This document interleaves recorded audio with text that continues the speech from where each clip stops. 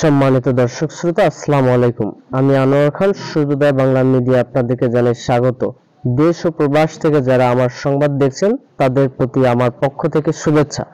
আজ আমরা কথা বলবো নাগেরপাড়া স্কুল অ্যান্ড কলেজের ইসলাম ও নৈতিক শিক্ষা বিভাগের সিনিয়র শিক্ষক এবং নাগেরপাড়া স্কুল অ্যান্ড কলেজ জামে মসজিদের সম্মানিত ইমাম সাহেব জনাব ফয়জুল ইসলাম স্যারের সাথে। ফয়জুল ইসলাম স্যারকে আমরা প্রশ্ন করেছিলাম, নতুন বাংলাদেশ থেকে কি প্রত্যাশা আপনার, কেমন বাংলাদেশ দেখতে চান?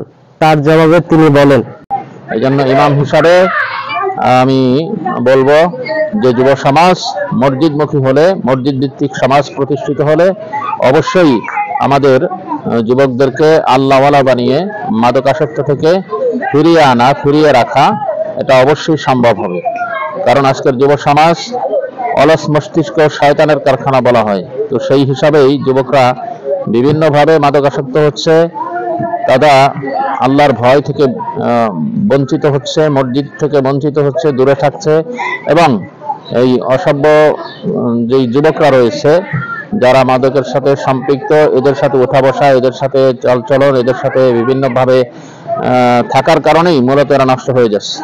যেন আমি আশা করব যে মসজিদের ইমাম হিসাবে ওই যুবকদেরকে মসজিদমুখী সমাজ বিনির্মাণে যদি একীভূত করে আনা যায় তাহলে অবশ্যই তাদেরকে মাদক থেকে ফিরিয়ে আনা সম্ভব হবে বলে আমি আশাবাদী। সম্মানিত দর্শক শ্রোতা, আজ এই পর্যন্ত। ভালো থাকবেন, ভালো রাখবেন চারপাশের সকলকে। সূর্যোদয় বাংলা মিডিয়ার সাথেই থাকুন, পাশেই থাকুন।